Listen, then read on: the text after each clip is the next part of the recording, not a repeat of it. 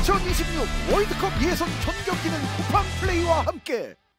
안녕하세요, 축팅입니다. A매치 휴식기를 활용한 이번 시즌 첫 K리그2 전술 분석은 변성환 감독의 수원삼성입니다. 변성환 감독과 함께 확실히 K리그2 수준과는 체급이 다른 선수 보강으로 다이렉트 승격을 정조준한 수원삼성. 리그 4라운드까지 진행된 현재 성적은 1승 1무 2패로 현재 스쿼드에 대한 기대에는 한참 못 미치는 경기력과 결과를 보이고 있습니다. 수원은 지금 어떤 축구를 구사하며 어떤 문제점과 가능성이 있을까요? 과연 지난 시즌 최종 6위와는 다르게 이번 시즌은 승격에 성공할 수 있을까요? 이번 영상도 끝까지 시청해주시길 바라며 수원삼성 분석 바로 들어가 보도록 하겠습니다. 지난 시즌 TSG K리그2 팀 리포트에 따르면 수원은 시즌 평균 점유율 1위, 압박 강도 리그 2위, 그리고 패스 횟수 및 성공률도 리그 3위로 변성환 감독은 볼을 오래 소유하며 주도적으로 경기를 이끌어 나가는 축구를 지향하는데요. 그 결과 팀에 부임한 16라운드부터 9승 10무 3패로 승격에는 실패했지만 확실한 리더십으로 패배의식에 젖어있던 수원 선수단을 일깨워줬고, 조직력과 전술 완성도 같은 경기력적인 부분에서도 눈에 띄는 발전이 있었다고 판단되는데요. 이번 시즌은 작년과 확실히 달라진 게임 모델을 선보이며 시즌 초반 약간의 부침을 겪고 있는 수원의 전술을 공격 부분 아쉬운 포인트와 수비 부분 긍정적인 포인트로 나누어 살펴보겠습니다. 먼저 공격부터 보시겠습니다. 수원의 빌드업 형태입니다. 최근 경기 4라운드 5-4-1 대형으로 내려앉은 충남 아산과의 경기 지공 상황인데요. 센터백 한호강이 볼을 잡고 있고, 수원 선수들의 위치를 보시면 드리톱 브루노 실바, 일류첸코, 세라핌은 상대 수비라인과 같은 선상에 깊게 올라가 있고, 공격형 미드필더 이민혁과 강현묵은 상대 3선과 4선 사이 포켓 공간에서 볼을 받기 위해 움직입니다.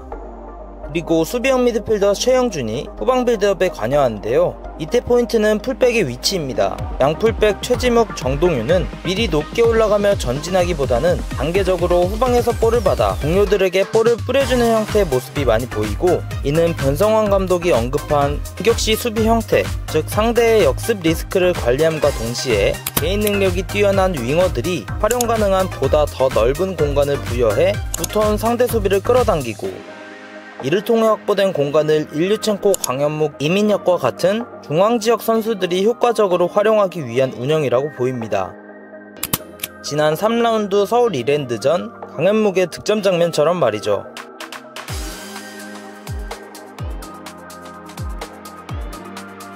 하지만 여기서 문제점이 생기는데요. 해당 운영에서 가장 중요한 플레이메이킹 역할을 해줘야 할 공격형 미드필더 이민혁과 강현묵이 아직 롤에 완벽하게 적응하지 못하는 모습이 보여집니다. 특히 강현묵은 해당 장면과 같이 내려와서 볼을 받아주기보다는 지속적으로 깊게 침투해서 움직여주던가 원톱 일류첸코와 가깝게 위치해 플레이했는데요. 그 결과 충남 아산전에서 65분간 볼터치 단 17회로 내려선 수비를 상대로 볼을 잘 받아주지 못하며 체구가 작은 강현묵이 상대 수비에게 고립되는 형태가 자주 보여졌습니다. 이번 시즌 새롭게 합류해 중용받고 있는 이민혁 또한 강현묵보다는 낮게 위치하며 볼 순환에 관여했지만 아쉬운 모습이 있었는데요.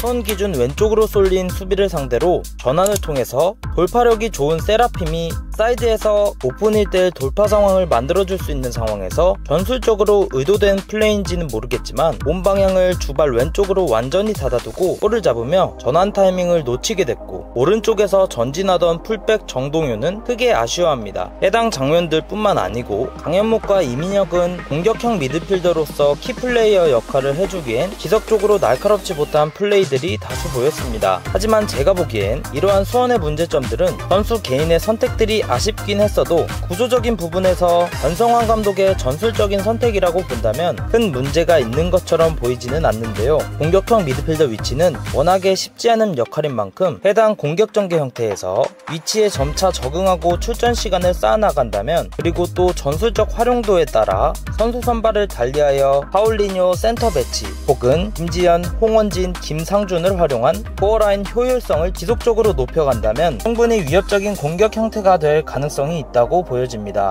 다음으로 이제 수원의 수비 포인트를 보시겠습니다. 이번 시즌 변성환 감독이 가장 심혈을 기울인 4-2-4 형태의 강한 압박 수비입니다.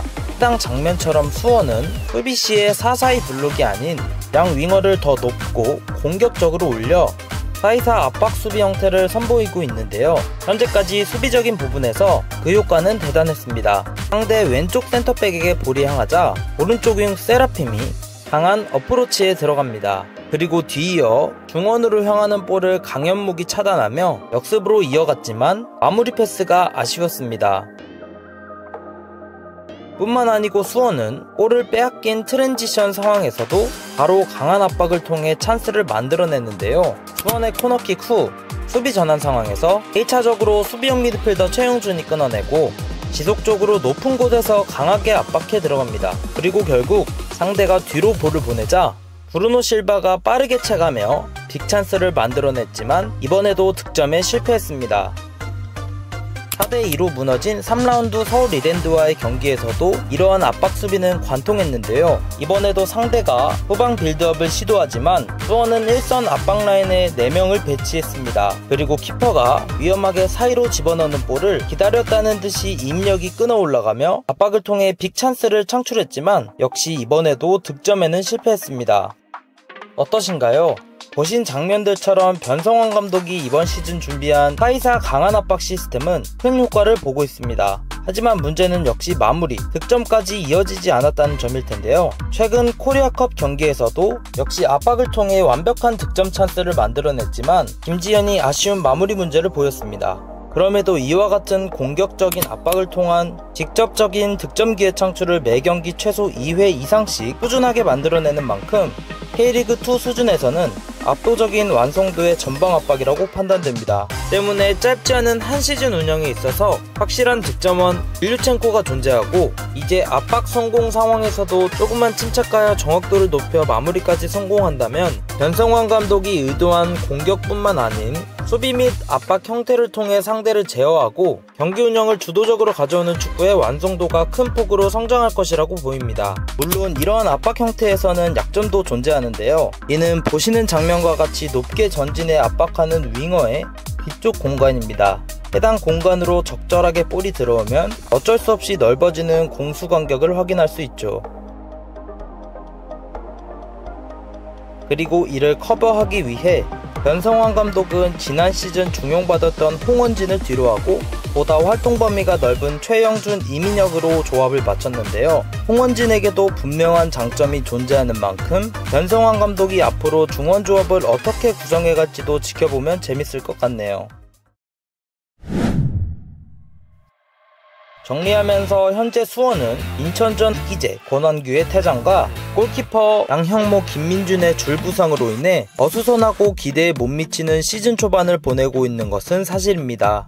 때문에 변성환 감독도 이제 성적 부담감이 점점 더해지고 있을 텐데요. 하지만 개인적인 생각으로는 현재 수원에는 변성환 감독과 같은 강성 지도자, 즉 자신의 색깔을 유지할 수 있는 강력한 리더십을 갖춘 감독이 적합하다고 생각합니다.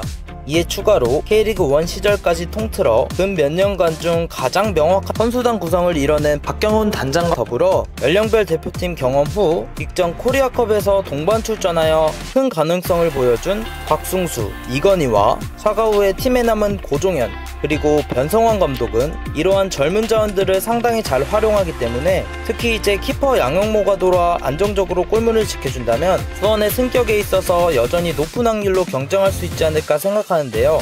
과연 이 판단이 맞을지 돌아오는 5라운드 전남전을 시작으로 수원의 25시즌을 계속 살펴봐야겠습니다. 여러분들은 수원 축구를 어떻게 보고 계시나요? 소중하고 다양한 의견을 댓글로 공유해주세요. 구독, 좋아요 누르시고 2025 시즌 K리그는 언제나 쿠팡플레이 그리고 축구라이팅과 함께 해주시기 바라며 오늘 영상도 끝까지 시청해주셔서 감사합니다. 모두들 좋은 하루 되세요.